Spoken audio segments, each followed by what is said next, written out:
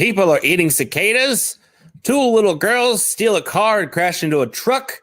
And a woman, she put a pool noodle in the luggage of her airplane. All this and more on The Morning Laugh.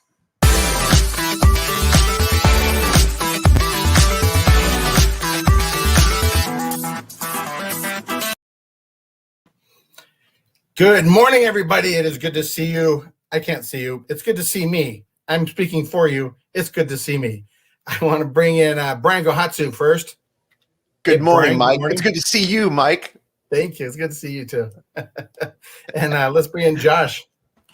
I think I speak for everyone when I say that they have seen enough of me this morning. So, All right. And unfortunately, Chris Wineland is in the bathroom this week. In the bathroom. So you guys ever have this thing like when you first turn on the computer and you look in the camera and you go, "Ooh," like that? Like, oh, this really is an HD camera, isn't it? Just. Oh. Or you think that image of me is frozen and in a weirdest face. No, wait, that's moving. That's me. I have a problem in that the screen reflection on my glasses is too strong. I can take off my glasses, but now I can't see. So the thing that you should do is take off your glasses, but then put your face very close to the computer. Oh, now I can see. Yeah, this is fine. Okay, we can just continue on then. And that's comfortable for everyone. Anyway, so in this next episode of FaceTiming with my dad. I don't know if you guys notice anything different about me this morning? Oh, I do. Did you? I did. I got those new replacement pads. Oh, yeah. The nose pieces for your glasses they look fresh. One fell off, and then I was like, I felt unbalanced, and then I realized that's what happened. And I spent some money yesterday. I spent $3. Wow. At Walmart, and the girl installed them for me. That's the best part. Wow, so you got installation with it. That's a good deal. Yeah. It only took 3 hours, but it was worth the wait, right? So, did she adjust them for you? Like she did. She did the whole thing, but so I'm not bragging, but that's what happened. Cool. Well, we have some. Do you feel like brand new glasses like now though, or do they? They do. The irony is, I just ordered new glasses, and this happened. And I'll get them in a few days, but Yeah, but now these are ready for when your other new glasses. Yeah, these are all ready to be the extra break-in, in case of emergency, break glass and get these glasses. Mm-hmm. So, yeah. Did you know that I used to wear glasses? That's a fun fact about me. Really? Do you wear contacts now, or just don't? I had PRK, which is a form of laser eye surgery, back in the Army, and now I don't wear glasses. I think it's also a watch, isn't it? PRK. Yeah, it's a fancy watch. That was part of some kind of Army technology. So can you see really far? I can see some things far. Like if something is far away but also big enough for me to see it, I can see it. Wait a minute. But then things that are close up, if they're small and I get close enough, I can still see those too. So you're like a universal soldier. I am Jean-Claude. Yeah. Jean-Claude Van Damme of laser eye surgery. So you tell me your eyesight is so good that you can see really big things far away. Yeah. And small things up close if you're close enough. Yeah. I'm telling you That's amazing. Yeah. That is some good eyesight, man. That is great. Well, we have some interesting news this week. Not really. It was hard to find good news this week. One of the stories is cicada. Did you pronounce that bug cicada? Is that the way to pronounce that? Cicada. Cicada has delayed a flight that was it was in the engine compartment or something like that, and it was to blame for Biden's press corps travel delays. Didn't Camilla DeVille didn't Camilla have some sort of flight issue this week too? She did. That's Camilla DeVille, sitting on Capitol Hill. She did. She had an engine issue on her way to, was it Guatemala? Yeah, they had to land right after they took off or something. Yeah. And the headlines were like, oh, she almost, But thank goodness Captain Sully was at the wheel. Yeah. And he kept on saying, we should land on that river. And I'm like, no, there's a perfectly good runway right there. no, I'm Sully. I got this. Hang on, everybody. And then apparently, so Biden had a plane issue too, and it was the cicadas in his engine. Yeah. Or what is press cord? I do know this for a fact, though, is that they are. I think that the new Air Force One and Air Force Two will be coming out in the next year too.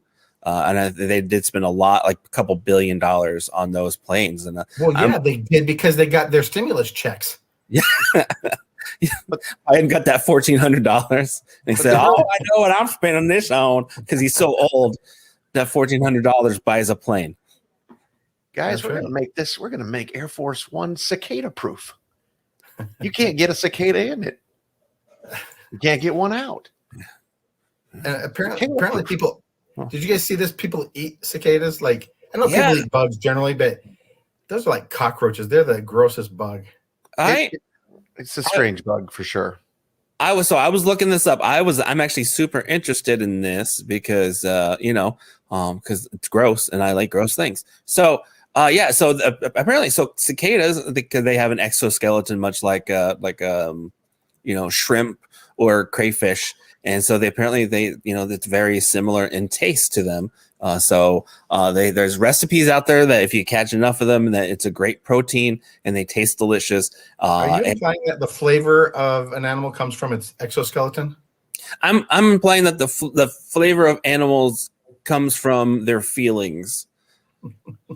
They have an exoskeleton, like a shrimp, so they taste like that. Yeah, they have it. But here I pull up a recipe. Here's a quick little recipe for you.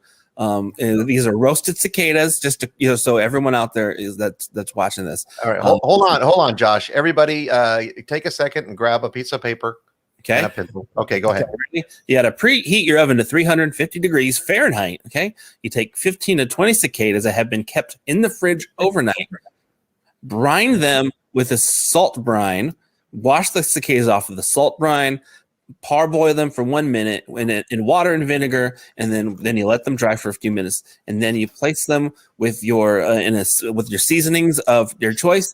Put them in a non-stick baking pan and roast for 10 to 15 minutes, and then enjoy. And then it says they're just sort of like cashews or almonds or roaches that you put in your mouth.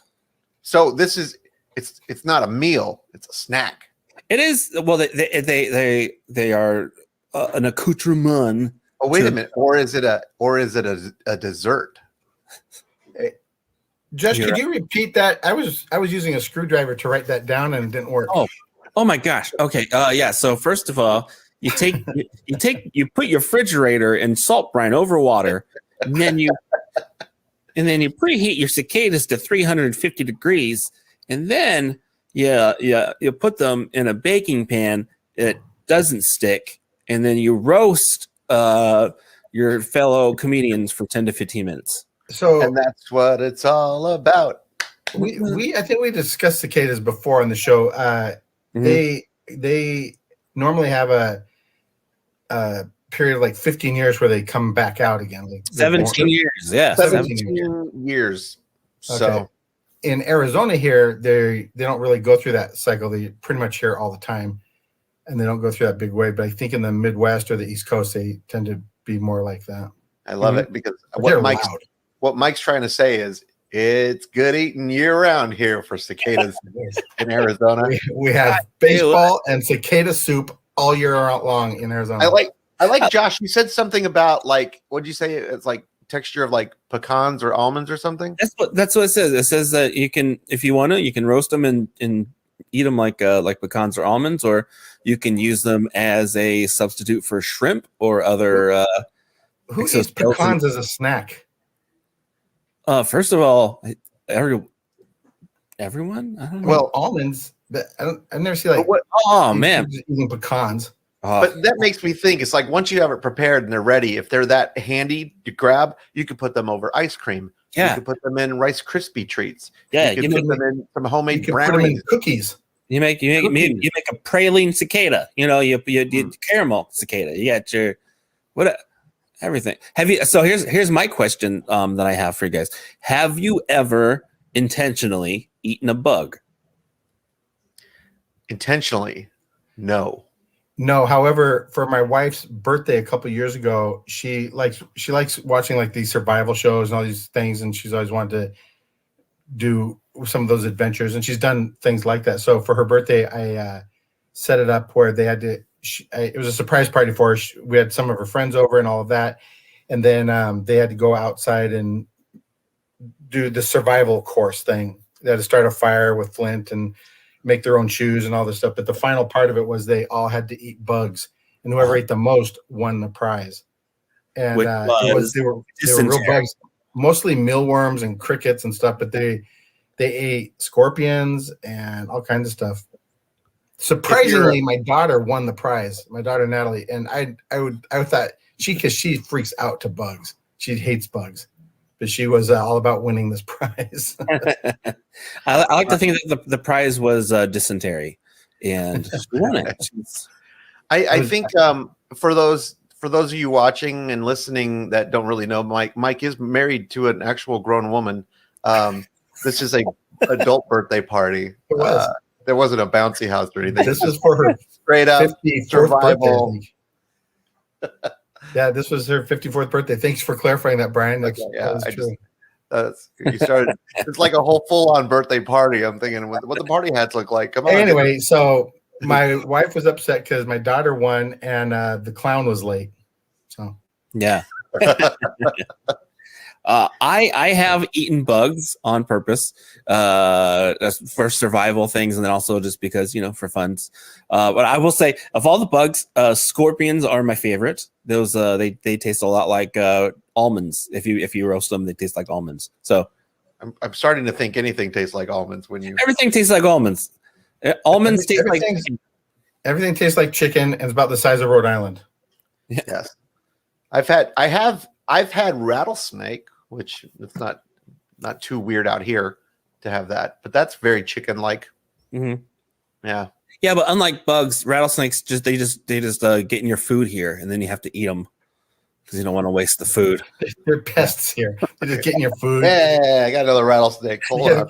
You got to wear rattlesnake spray all the time to keep them from bothering you when the sun goes down. Yeah, you see them hanging out by your mailbox, and you're like. Yeah, there was Mike, do you remember we went to Wickenburg years ago and they had those on the side of the road? They had like a fake like armadillo and a fake rattlesnake and a fake they have them throughout the city. They're steel, they're made of metal, but they're ridiculous is that the rattlesnake was right by the main road, so if somebody saw it and wasn't paying attention, Josh, they would go they could literally jump into the road, which is heavily traveled by semis. It's like a highway right there. But we took a picture of me, and I had a water bottle, and I had the cap off, and I had some water, and I was feeding it to the fake rattlesnake. And I posted that. And there were so many comments of like, "Nah, that can't be real." Like there was a discussion about it, like you could train a rattlesnake. Come here, come on. That was that same trip. We were up there, Brian, and I took a picture of you standing next to a sign that said "No posting," and I posted it. Yeah, that was that trip. I just saw that picture yesterday, and I was really? "Holy mackerel! My head is enormous." So my head is. That's just because your body was small. It's slightly smaller now. And I'll get the measurements out there and post a picture so we can all really get a grip on that one. So funny. Speaking of getting a grip on long things, did you see this thing about this woman who checked a pool noodle into her into the luggage?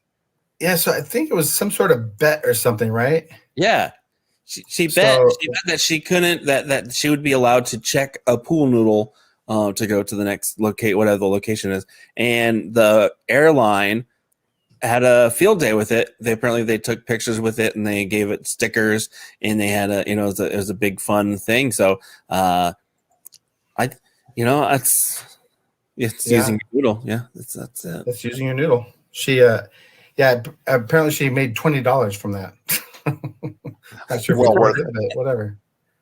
Well worth the $50 to not check it, I guess. Yeah. Who knows? Depends on what you fly. The other passengers appreciate it because it cushioned the blow when they were throwing their luggage in. Mm-hmm. Right. Give it a little bit of cushion. Yeah. But it was sad, though, because if she was on Spirit, they would have still got her for overweight baggage. And that's true. They would have sold it. Ma'am, your You have luggage a max of 53 ounces Yeah. on Spirit. But that's my husband. Why is she Woody Allen? she is Woody. Oh, this is my husband. Oh, I don't know. People bring weird stuff up. What's the weirdest thing you've seen brought on a plane? She wasn't bringing this on the plane, but there was a woman that was doing yoga in the aisle of the plane, like for a 2-hour flight the whole time. And they kept asking her to sit down, then she'd sit down for a minute, then she'd get up and start doing it again. It's just like, what the heck? You start getting into warrior pose, everyone gets a little anxious.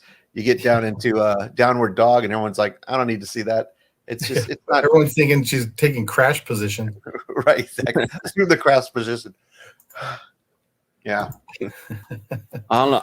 One time, I mean, we've all been on a lot of planes. I think the weirdest thing I saw a guy have a bag of spaghetti, and then he ate that bag of spaghetti with his hand. Okay, that's weird. Southwest used to play. I haven't been on Southwest for a while actually, but they used to be very kind of playful, and they do silly games. One I remember they said whoever had the most credit cards in their wallet won some like voucher. And then, whatever. But one time it was whoever had the strangest thing with them.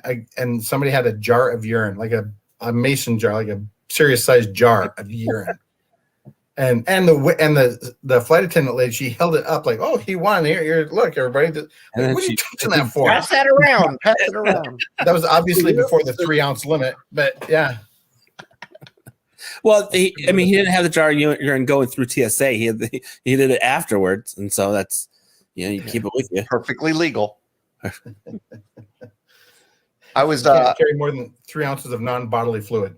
Okay. I did a job for Southwest Airlines years ago, and we were on the plane coming home from Houston, and there was a gentleman in the bathroom who decided he wanted to smoke. So, but he was like he was 80 years old smoking. And they were all over him. Like, you can't, when he got out because the alarms went off, all that stuff for mid-flight. And he literally grabbed the flight attendant's thumb and twisted it. And then he kept saying, I've jumped out of planes. It was like, wow. And I remember I had to sign as a witness. So that trial's coming up. He had to sign as a witness that he jumped out of planes. That's funny. Which made us think he's going to make a rush for the door, Well, let's see what else was going on. Oh, 2 girls, 9 years old and 4 years old, got into us in a vehicle and started to drive. They wanted to drive to the Pacific Ocean to swim, and they got in a head-on crash with a semi-truck, which sounds very tragic. However, nobody was hurt. And I'm trying to figure out where they were driving from. Was the truck parked and they were just at an idle? Trying to think how that scenario works. It says a head-on, which kind of makes it sound like they're both in motion. First of all, you're pretty desperate at that point. What the ages were? 9 and 4 or something? And 9 and 4. It's a 4-year-old's idea. Hey, why don't we just take the car and go? Apparently, they first sideswiped a pickup truck and then hit this other truck, semi. Yeah, but this all happened within just a mile or so of their house. Oh, okay. I was thinking like they got to the Pacific Ocean. Like that's when I was just like, yeah, I can't believe that they're Mormons, so they made it all the way up there. Josh, were you thinking that they maybe they thumb and Louise it at the end? I was thinking, just 2 little girls out to try to kill Brad Pitt. Just a normal thing you do. I can't live like this no more. I can't do it. That's pretty gutsy. Yeah. I mean, at no time when I was a little kid did I think, oh, I can drive this vehicle. I don't know. I think California. it's gutsy to a degree, but also there's some level of thinking, okay, I would not have ever done that, but out of sheer fear of, I would be in huge trouble for that. Yeah. Yeah. So I can't help but think, and I don't know them, I shouldn't judge too much, but I can't help but think, how were they raised that they thought this would be okay, or this would somehow work out better? That's the problem, Mike. You're thinking back to a time when parents used to parent. I don't know what you're thinking now. That doesn't happen. I mean, have you met a 9-year-old? Just in lately, general. Yeah, it's lately. There. Okay. Here's a question for you guys. What's the? Because I have a story, but what's the dumbest road trip idea you've ever had? Like, have you ever been like, I want to go see the Pacific Ocean, so let's steal my mom's car, and also we're 9. I ran away from home when I was young. I don't remember how old I was. I'm guessing about 4 or 5, and I remember I packed up some matches and everything in a coffee can, and then I ran away, which consisted of me running across the street to a vacant lot and setting up camp for about 20 minutes and then going back home. Sticking a bandana, and then you're like, I'm going to go find a... I did that because when I was young, that was what it looked like. That's what my impression from cartoons. I did. I had my clothes wrapped up in a thing on a stick over my shoulder and a coffee can. Mm-hmm. I love the coffee can. I know you don't drink coffee, so it was some, I can't remember exactly. I think it was something I fashioned or done thinking I can put a fire in this to keep warm and cook food, despite the fact I had no food. That's pretty forward thinking, though, knowing that I need heat. I need heat to eat. Huh. It's pretty good. That's probably what triggered it. I probably built this thing thinking, okay, I have this. Now what am I going to do? I know, I'll run away from home and use it. They're not going to let me use it here. I might as well go somewhere with it. I remember my mother was like, okay, go ahead. And she just watched me cross the street. And then I just camped out over there for a little while and then walked back home.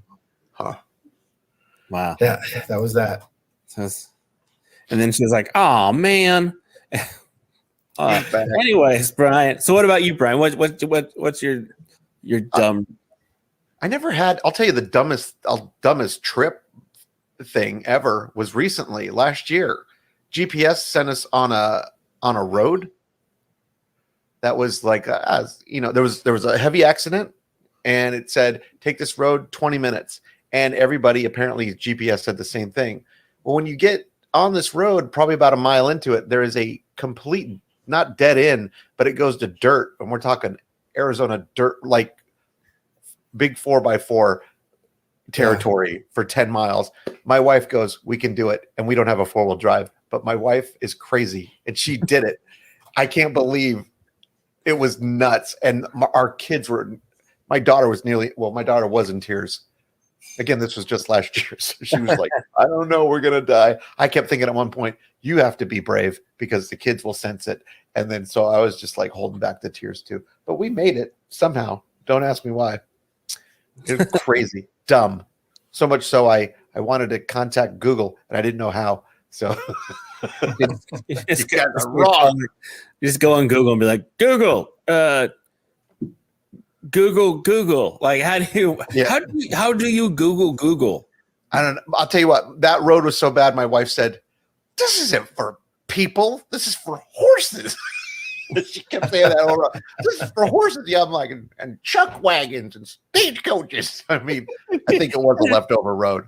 But when we first moved to Arizona about 25 years ago, we were driving to Lake Tahoe to meet up with some friends. And as we were driving out, I planned it out. We didn't have GPS as a paper map. But I planned it all out on this paper map. And I can't remember where it was, but there was some highway where I had to turn, I had to start heading west. So I had to turn left from going up north. And so we get to that, and sure enough, I turned left. Well, what I didn't realize was that road is actually the road that went east. It kind of curved around slowly, and the other road went west. So somehow they intertwined. And so I'm on that one road thinking, okay, we're supposed to be on this for about an hour, and then we went. Then we're up in the mountains and now in the dirt. And finally I was like, I don't know where we're at. I pulled out the map. I couldn't figure it out. We ended up in Sacramento. I'm not kidding. Sacramento before I was like be able to figure out, okay, where are we going now? Hey, Josh, I don't know. Family vacation. Josh, I don't know if you know this, but before Mike, he has this tradition that before he drives, he puts a bat on the ground, puts his head on it, and he spins around. Then he gets in the car and drives. And then whichever way he ends up looking is north. Yeah, he's always like, felt like north. That's true. And I don't take the blindfold off till we're halfway there. Yeah, that's key. That's the key right there. So here's my dumb story. Mind you, I was 19 years old, and so were my friends. We were 19 years old. I could vote. I could join the army. I could die for my country. I was 19 years old.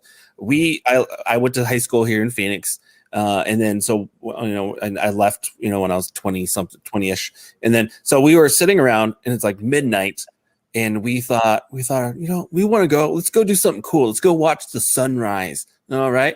So we got a plan.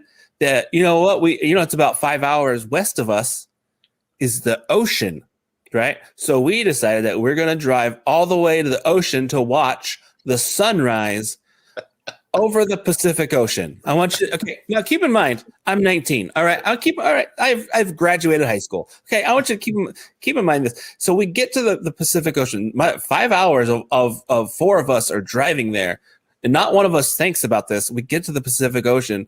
The sun starts coming up behind us, and that was when we realized that the sun rises in the east and it sets in the west. And but the thing is that we had things to do, so we didn't have time to wait for the sun to go down over the ocean. Well, you would have seen a beautiful sunrise. You would have seen a beautiful sunrise over the Pacific Ocean had you been in Guam. Oh yeah. Were you waiting for the rotation of the Earth to change? Yeah. Wait for an asteroid to hit the Earth and then just kind of change everything. We're all just sitting there, we're like, when's it coming up? Where's the sun? Where's that? Yeah, it's weird. I had a shoot in Parker, Arizona, and at this casino one time, but the way the casino was set up, it curved in a way that I didn't understand what was happening because suddenly the sun was on the opposite side, and I was like, it feels like it's 10 o'clock in the morning right now. And it was easily 4. And I was so it messed with me. It still messes with me to this day that I couldn't figure out how you got in and so turned around in this one area. Because I'm a diehard for having to know where north is all the time. And I still couldn't figure it out. I've even looked on a map. I haven't figured it out. Yeah, it's because everyone knows about Brian is that he has to know where north is, and so whenever he's inside, he has to create a hole to see where the North Star is, and that becomes an issue because when it just navigates by starlight. That's right. Yeah, he's totally lost during the daylight too. Right? Yeah, he doesn't know worries that if there aren't stars out. Yeah, I stay indoors. I go. Let's see what else. So here's something I started doing this week. I started using the words "for example" at the ends of all my sentences. I did that in a couple meetings this week. It was pretty fun. Give us an example. Yeah, give us. I will say. So we'd be talking about okay, yeah, we're gonna have that set up and we'll have that ready by June, for example. And people didn't notice at first, and then I just edited everything with "for example." Oh yeah, no, that'll be fine, and tickets will be $35, for example. Just everything ended with "for example," so everything sounded really indecisive and just weird. Except for when he actually had an example of something. Like I have. So here's the thing I want to show you guys, and it is it shows you what the thing is gonna be. I just said it's an example. For example. What you don't say for demo purposes only. You were telling me about that earlier this week, and I thought, it's pretty gutsy to be doing that in meetings. Yeah, if Mike, he doesn't care. Yeah, doesn't care. I wanted somebody to say something or notice it, and in my head I just kept thinking, everybody's noticing this in their head, but they're all afraid to say anything about it. So anyway, that was pretty interesting. For example. Did it start because you wanted to do it, or did it start because you actually used the term, for example? I did. I'm going to keep doing that. The week before, I used the term, for example, and then I noticed I said it like 2 or 3 times during this, whatever I was talking about, and then I just decided I'm going to just start saying that at the end of everything. So yeah, that's what I started doing. For example. It worked out pretty good, for example. Anyway, what else do we have this morning, for example? I will say I used to have a boss who started every sentence with basically. Oh, yeah. Basically, blah, blah, blah. Basically. And then I started doing it, thought I can't keep doing this because it's ridiculous. Basically, we all stopped doing it. You know, it became a trend, and I don't know, 20 years ago or something, but people would starting sentences with, yeah, so everybody started, you know, I have a problem with answering a question like saying yeah, no. Yeah, no, and like, but and I even answering a question like, what year were you born? Yeah, so 1978. Like, what? Yeah, so what's that? I hate the when you ask someone a question and they say yes and no. Can't no. It's a. Are you going to go to the mall today? Yes and no. I hate when people interrupt your question with the answer 12 times in a row. Hey, do you think you're going to want to go to the mall? Yeah. Well, hold on. Maybe they're super excited, Mike. Yeah. Let me get to finish the question. Do you want to go to the mall today and change my tire? Yeah. Okay. Yes and no. I think no. Okay. We may be revealing something about our childhood or something by keep using the example of going to the mall. I don't know. My favorite thing though is the double negative. Like, so you don't want to go to the mall? Yes, you don't want to go to the mall, or like all. So you do. So you do not want to go. So you do not want to do this, right? Okay, who you ever do this with your kids? You're like, okay, who doesn't want a piece of pizza? And then someone's like, I do. Not want a piece of pizza. All right. I don't know. This is talking about getting stuck in some kind of loop with language. Years ago, I was recording this doctor who was talking, and she'd never been recorded talking about the lecture she was giving. And she had a nervous tick that every time she would stop and say, like a normal person, she would say, like 2 octaves higher. So she would say, several women feel that when they are in relationships, they don't feel comfortable sometimes talking to their spouse about eating disorder. And I was like, what is happening? I'm not kidding you. An hour worth of this. I was so baffled by it. And I had to edit out a lot of the ums and try to paste over PowerPoint presentation. But I've never seen anything like that since that I can think of offhand. I have this thing where everyone starts to talk and then it sounds like a question, but then they actually don't have any questions. So I was just thinking that I'm going to go to the mall today, and then maybe we can go make an example. For example? Yeah. Am I supposed to answer this, or is this all rhetorical? This is all rhetorical. Okay. Yeah. Oh man. Anyway, my wife has a weird thing of going. She'll talk, but she doesn't realize she's saying this. She's she's Italian. She's half Italian, but she'll say things like, "What do you think about that?" I'm thinking, "Are you Irish? What do you think about that?" I don't know. Maybe I'll go grab my cat. Does she call you laddie? What do you think about that, laddie? The weirdest thing. She does it not all the time, but enough where I'm like, "Do you hear yourself right now? What are you talking about? I'm going outside, taking the dog." All right. Okay, so my dad does this thing. He does not do good accents, and his Irish accent sounds very racist. So he'll be like he'll talk be like, "Oh yes, I'm going to get me Lucky Charms. Yes." I'm like, what accent? Oh no, my family they died from potatoes. Like, Dad, what? That's not as good as your Irish accent, Josh. Of the hey, look at me, I'm Irish. Hey, I'm Irish. Hey yo, I don't care about no famine, no nothing. Okay. Hey, we got potatoes. We got potatoes. I'll tell you something really, really funny. So Mike knows this guy. So there was a guy we used to do improv with, Josh, named Yi Chow. And Yi Chow, Chinese, but as American as they come, speaks fluent Chinese, but raised here. We were doing some improv and some other things, but I was doing the sketch thing, and I needed him to do a Chinese accent, and he couldn't do it. What was funny, he goes, I hear it all the time in my head. I can't do it. It literally came out like, I'm Jamaican, man. I'm like, how is that Chinese at all? He's like, I'm sorry, I can't do it. So I had to rewrite the chopsticks, man. Yeah. I always wonder, how like they have how cartoons are dubbed in other languages. I always wonder, like, do they do that for really thick accented English ones? Like Jamaican. Somebody Sam, y'all. Yeah, you're gonna be Irish.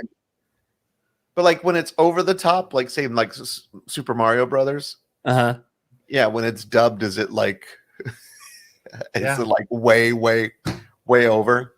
I like watching the Spanish channel every once in a while just to see what just to see whether or not they're the voices for movies. Do they even try to do Christopher Walken? Right? I mean, I don't know where. How this is what I do know. You'll do a foreign language, but you don't know the language, so you try to make the sounds of the foreign language.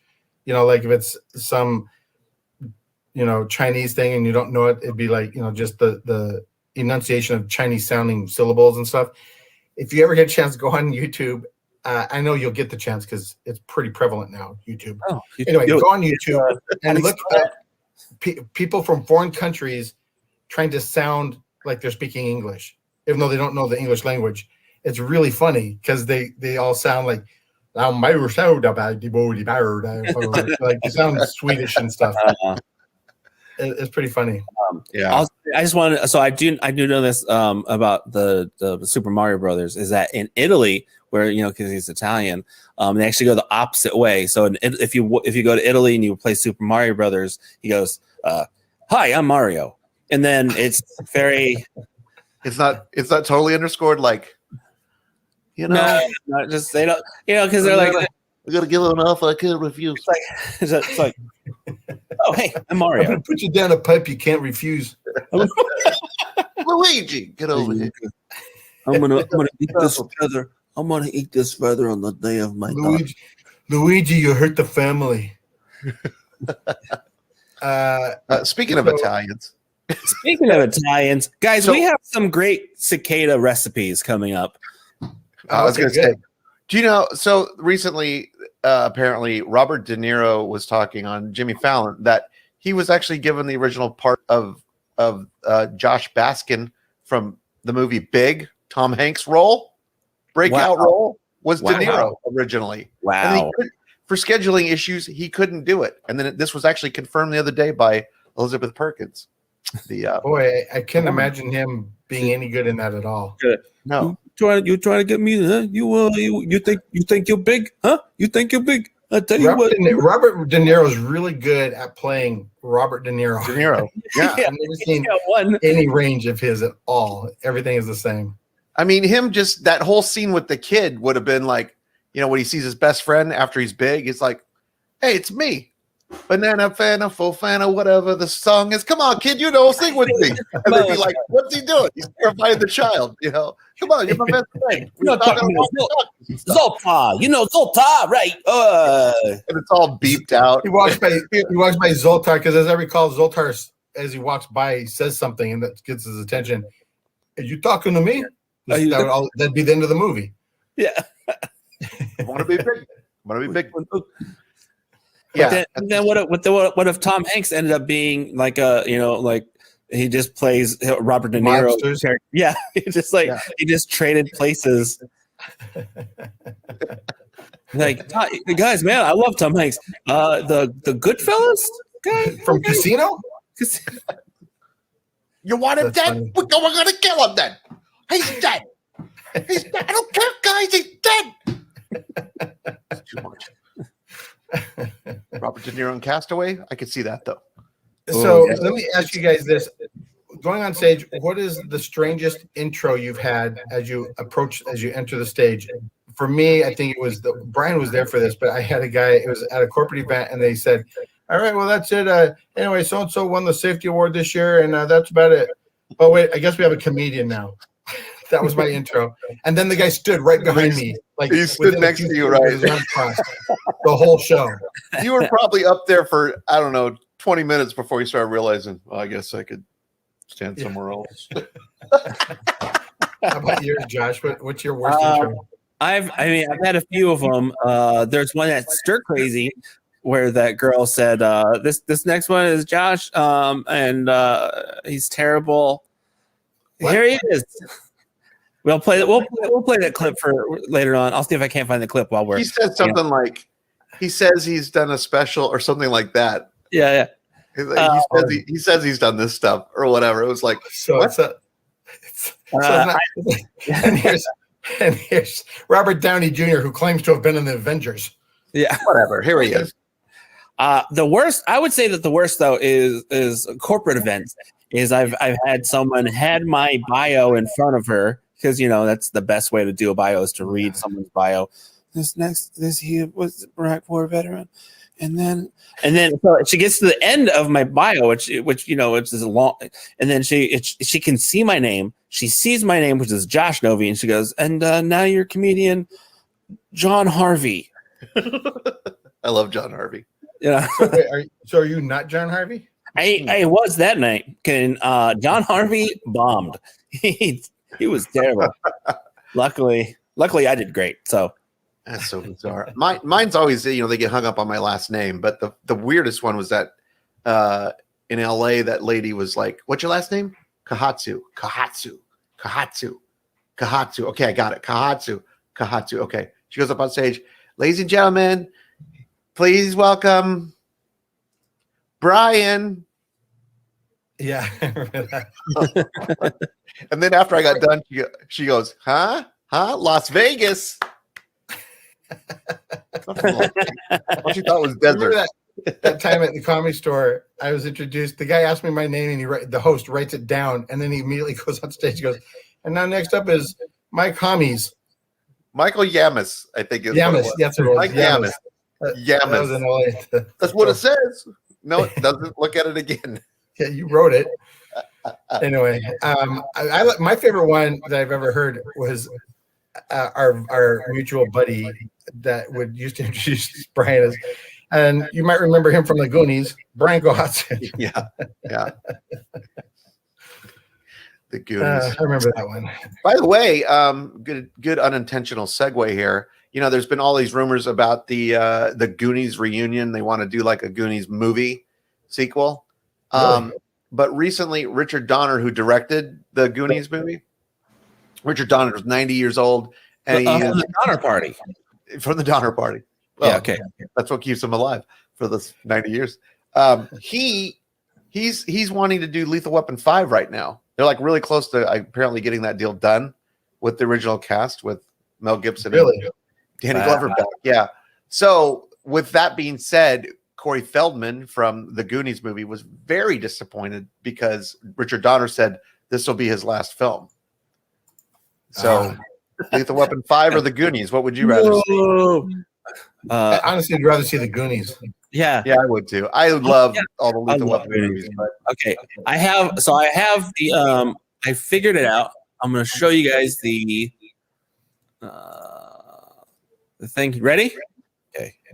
Supposed to introduce your next comedian, and I just met him. He told me he has an Amazon special and a dry bar special, and he wanted me to tell you that it was awful. That's wow. Wow. That's it. That's one of the worst intros I've ever had. Yeah. And luckily it's on video. Yep. That's crazy. He wanted me to tell you he's great. I was there that night too, and I'm biting my tongue because there's a lot more comments to come out. There's a lot more things going on there, but there's a lot more things going on just in case. But it was a show, and we did it, and it finished on time. It was punctual. That was I had some friends. Early on, I had put a video up, and I said, "Hey, can people comment on this video?" It was just a real short comedy clip, and my favorite one of those was he wore an appropriately sized shirt. Thank you. Oh, thanks. That's the equivalent of like I got a lot of friends of mine who you know, are involved in like films as actors or producers or directors and all that. And sometimes the films are terrible, and they'll always say, "So what do you think?" It's in focus. Yeah, yeah. I'm trying to find the positives, guys. Come on.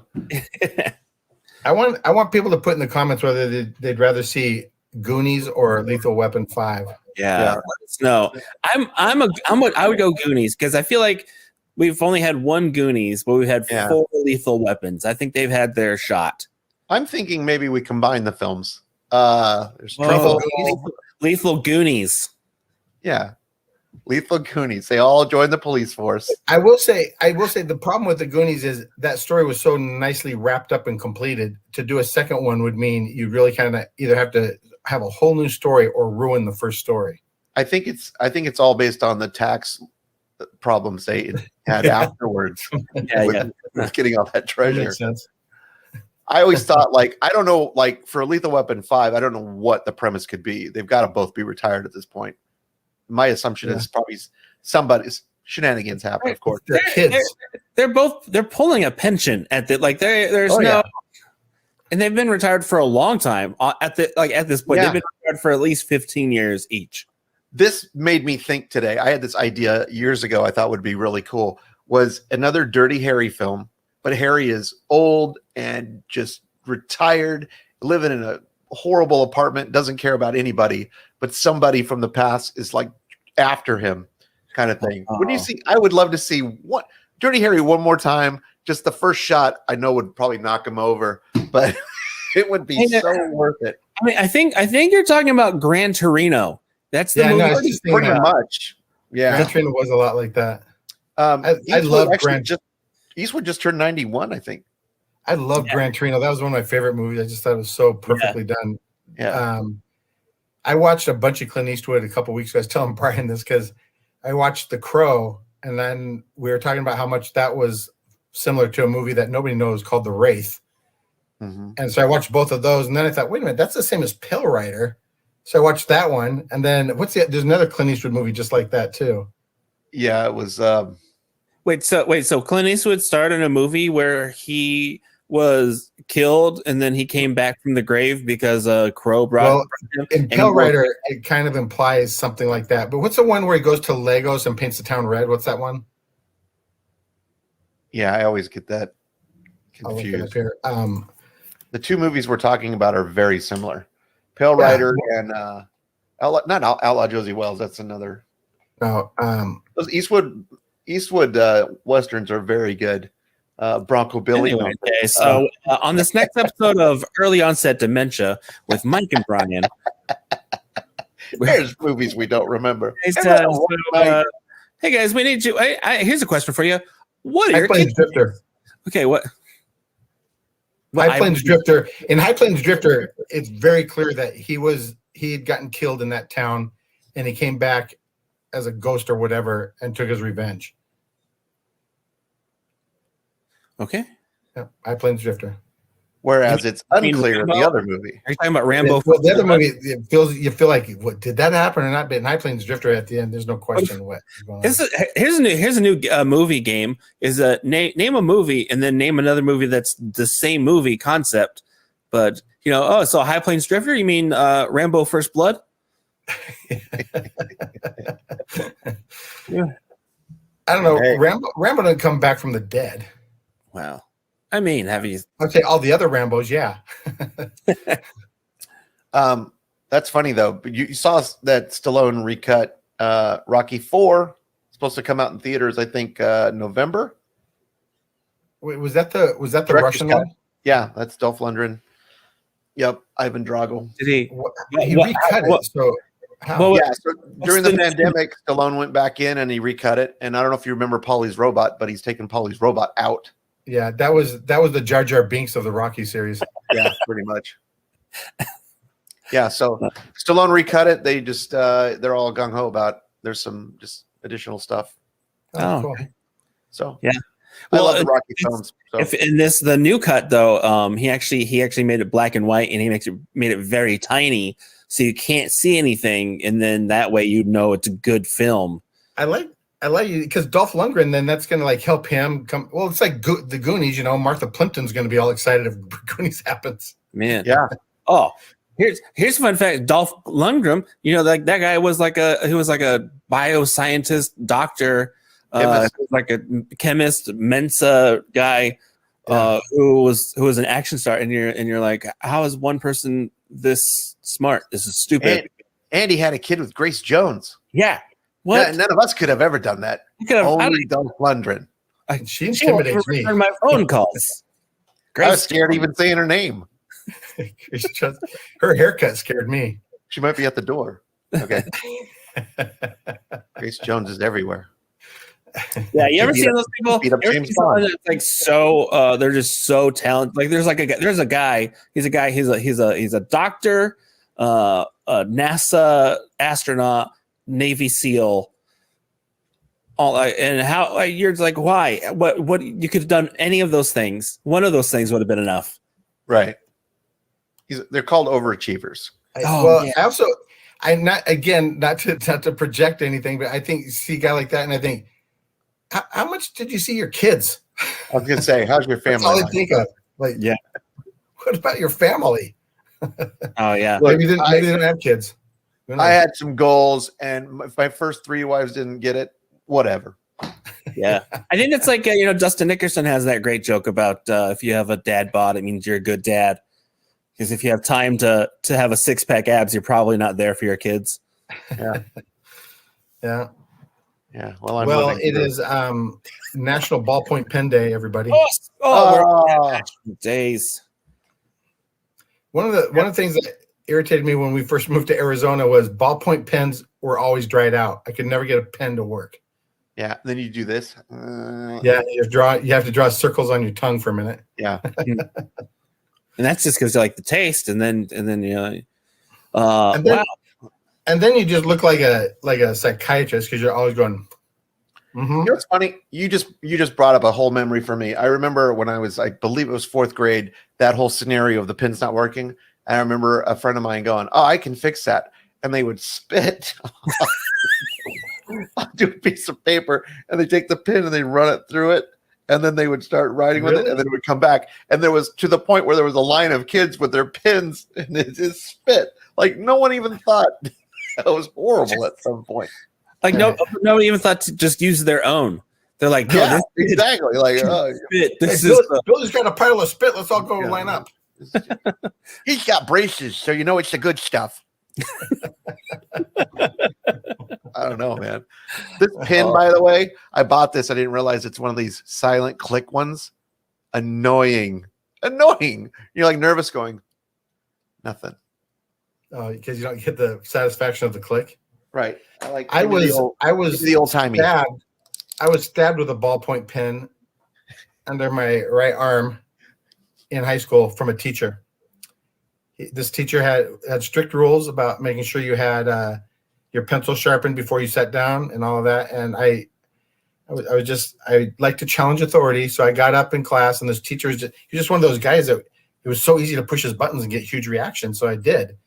And he got up and he was gonna he to block me from getting to the pencil sharpener. I said, I need to sharpen my pencil. You should have had both of them sharpened, and I did, but I broke both of them on purpose so I could go to the pencil sharpener. And then we ended up wrestling, and he stabbed me with his ballpoint pen, his big pen, under my arm.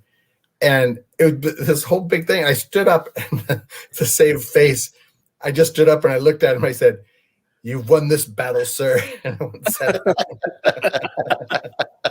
that was my that teacher. I had a lot of fun with that teacher. I thought Mike was going to say, I got stabbed by a ballpoint pen. I was in a writer fight club. This ballpoint Oops, I'm not supposed to talk about it. I said the pen is mightier than the sword. And they don't talk about it. Write about it. Yeah. Written in your blood, my friend. What are the days? We have National Black Cow Day. Yes. That's where chocolate milk comes from. Everyone knows that. Mm-hmm. Yep. National Iced Tea Day. I like it. So here's a question: Is National Iced Tea Day? Is it National iced tea, like iced tea, or is it National Iced Tea? The guy who's like, oh, what do you mean? What do you mean we're on SVU? I think you could celebrate both. Yeah. just to be safe. And if you put sugar in iced tea, is it now no longer iced tea? It's called sweet tea, or is it just it's sweetened iced tea, or it's just sweet tea? No, sweet tea. Okay, so iced tea can't have sugar in it. Correct. Iced tea has no sugar. Sweet tea has sugar. All right. I don't know, Brian. Oh, we have a dissent. I feel like that should be challenged. Like, I think it's just sweetened iced tea.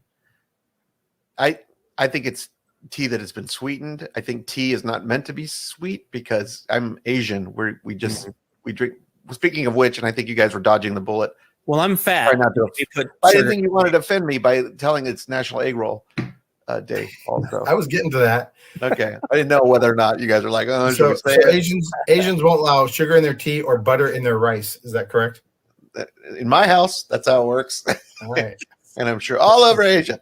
I know egg rolls are more of a Chinese thing, but we love them just the same. And by we, I mean my house holds full of those quarter Italian Japanese kids I got. So when you have egg rolls, Brian, do you have the sweet and sour sauce or just plain egg roll? No, I do hot mustard and then a little bit of soy sauce, and you mix that together, and then you dip it in there, and it cleans your sinuses out right away. It's delicious. Oh my gosh, I'm starving now for egg rolls. Yeah. So that's what I'm doing now for lunch. Yeah. And also, of course, National Herbs and Spices Day, which kind of covers all the teas and everything else. Herbs, and spices, teas. Yeah, all the teas, all the KFCs, all 11 herbs and spices. We got all that good. Yeah. Okay, the reason why people, you should realize too, if you're watching and listening, the reason we give you those days is because we want you to party responsibly. Mm-hmm. Yeah. Listen, I'm with you. Okay. Listen, I know my white people, we don't like herbs and spices. Okay. Let's just be honest. Salt, no, too spicy. Okay. We don't do that. All right. So, but we just want to let you know that there's a day for it. Right. My wife, when we first got married, she couldn't eat anything even remotely spicy. In fact, growing up, they never had pizza because pizza was too spicy, like pepperoni or even the pizza sauce. That's just too zesty. Anything zesty, that was just too much. Now she's pretty good. She'll eat hot wings with me and everything. But yeah, early on, boy, she couldn't handle anything with any spice. She's coming along. Nice. My mom used to make this great breakfast casserole, like a green chili casserole thing for breakfast with eggs and stuff, like a quiche. But real men don't eat quiche, so I didn't call it that. Anyway, but it had green chili and all that. And I remember she came over and just like, holy cow, that's way too hot. It really wasn't. To me, I just thought that's not hot at all. Anyway, sounds like a Denver omelet. Yeah. What's in the Denver omelet anyway? Yeah, it's funny you asked, Mike, but I'll tell you later. So we're wrapping up here in a little bit. Coming up, the big show for us, the Morning Laugh crew. We have the big Father's Day show coming up on June 20th. So if you live in Arizona and you got nothing to do, take Dad to Stir Crazy Comedy Club and see the four of us do whatever it is we do. Do it. That graphic is really good. I just want, if no one's going to tell you this, good job. Good job on that graphic. I appreciate it. Yeah. I'm very proud of it. So you can get tickets at stircrazycomedyclub.com, or I think on our website, themorninglaugh.com has a link to that also. Yep. Mike, what do you have? Anything coming up? Just that. And then I got some other stuff, but I can't really announce it yet. We'll talk about it hopefully next week. Cool. We keep teasing certain things, but just keep hanging on. Because soon. Because we're not organized, and that's okay. That's who we are. I'm going to be at the 20th with you guys at Stir Crazy. June 17th, I'll be at JP's Comedy Club in Gilbert, Arizona. And then I just picked up a couple dates in Iowa. So June 30th, I'll be in Lake Okoboji doing a show at the something roof. It's the red roof. No, it's the roof, the green roof ballroom. I'll make sure I have it on the thing. Anyway, so June 30th, there's tickets that'll be available there for that. And then July 2nd, that Friday, July 2nd, I'll be in Des Moines, Iowa, doing 2 shows at a house party. So that'll be available also. And come on out. We have 6 and 6. Is the house party open to the public? People get tickets for that? It is. It is absolutely open to the public, and that's we're kind of excited for that. We just want to have fun, you know. What do you? I will be in Flagstaff on the 22nd, but it's a private event, so I won't tease that. Never mind. Yeah, I got something Friday too, but no one here is going to go, so never mind. It's my cousin's bar mitzvah. Well, you know these gigs. Actually, Mike did this gig earlier, and he didn't plug it. So who's going to be at Stir Crazy on July 2nd and 3rd? That is me, actually. Yeah. So Daniel, I'm featuring for Daniel Eachis. Very funny guy. That sounds egregious. Yeah. That sounds outrageous. Is it? So that'd be good. So outrageous, cool. Philbin. All right. Well, we've lost our mojo for the day. Man. So early in the day. Time the rest of the day ahead of us, guys. Buddy. Time to go back to bed. All right, guys. Well, we will see you next week. Yeah. Next week. See you then. Hey, Big announcement.